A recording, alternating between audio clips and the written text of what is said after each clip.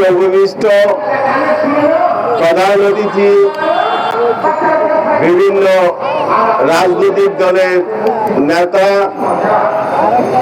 ও বিএনপির বিভিন্ন পর্যায়ের নেতা ও কর্মীবৃন্দ, মিডিয়ার ভাই বোনেরা, উপস্থিত সুধীমণ্ডলী, আসসালামু আলাইকুম। আমি ভাষাবী অনুসরণ পরিষদের পক্ষ থেকে আপনাদেরকে সালাম ও শুভেচ্ছা জানাচ্ছি। আজকের সাবজেক্ট নির্বাচনের রোডম্যাপ। আপনারা জানেন গত 16টি বৎসর ফ্যাসিস্ট হাসিনার বিরুদ্ধে আমরা যারা রাজপথ থেকে লড়াই সংগ্রাম করেছি, আমাদের সঙ্গে বিএনপি সহ আমরা 42টি রাজনৈতিক দল রাজপথে লড়াই সংগ্রাম করেছি, যুগপৎ আন্দোলন করেছি। আন্দোলনের এক পর্যায়ে জুলাই মাসে এই ছাত্র জনতার যে অভ্যুত্থান, ছাত্র জনতার এই অভ্যুত্থানের মধ্য দিয়ে এই ফ্যাসিস্ট হাসিনা এবং তার দলের নেতৃবৃন্দ সহ যারা দেশ থেকে পলায়ন করেছেন এবং জনগণের বিজয় অর্জিত হয়েছে। আমরা এখানে বলতে চাই, গত জুলাই আগস্ট এই অভ্যুত্থানে যারা আহত হয়েছেন, নিহত হয়েছেন, নিহতের প্রতি আত্মার মাগফিরাত কামনা করছি, আহতদের প্রতি সমবেদনা জানাচ্ছি আজকের এই সমাবেশ থেকে। সেদিন 5 তারিখের পর আমরা যারা বঙ্গভবনে গিয়েছি, আমরা সেখানে একটি জাতীয় ঐক্যের সৃষ্টি করে এসেছি একটি অন্তর্বর্তীকালীন সরকার প্রতিষ্ঠার মধ্য দিয়ে।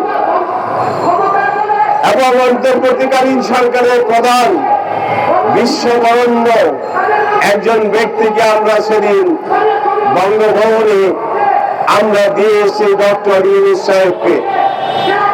আমরা বলবো, আপনার নেতৃত্বে যে জাতীয় ঐক্যের সৃষ্টি হয়েছে, আমরা আজও যদি সেই জাতীয় ঐক্য নিয়ে আপনার ডাকে, আপনি যখনই ডাক দিয়েছেন, আপনার প্রতি আমরা সমর্থন, বিএনপি সহ সমস্ত রাজনৈতিক দল আপনার ডাকে আমরা সেখানে উপস্থিত হয়েছি, সমবেত হয়েছি, আপনাকে সমর্থন জানিয়েছি।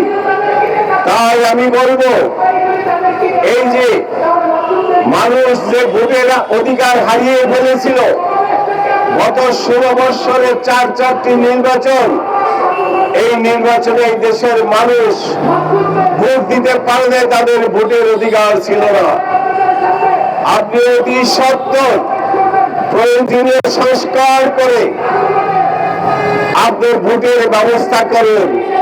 আমরা বিরোধী দল সেদিন বিএনপির ভারপ্রাপ্ত চেয়ারম্যান তারেক রহমান কর্তৃক আমরা যে 31 দফা প্রণয়ন করেছি, সেই 31 দফা একটি সংস্কার কর্মসূচি। আমরা গণতন্ত্র মঞ্চ আপনাদের বিএনপির 27 দফা এবং আমাদের গণতন্ত্র মঞ্চের 14 দফাকে এক করে আমরা 31 দফা করেছি। এই 31 দফা একটি সংস্কার কর্মসূচি আমরা এটা বাস্তবায়ন করব।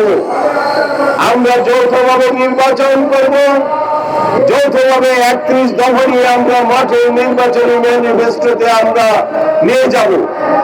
এই 31 দফা কর্মসূচি জাতির মুক্তির সাধন হবে। বিএনপির ভারপ্রাপ্ত চেয়ারম্যান তারেক রহমান সাহেবের নেতৃত্বে আবারও একটি সরকার প্রতিষ্ঠিত হবে, এই আশাবাদ ব্যক্ত করে আমি আমার বক্তব্য শেষ করছি। আসসালামু আলাইকুম। ধন্যবাদ সবাইকে। অসংখ্য ধন্যবাদ।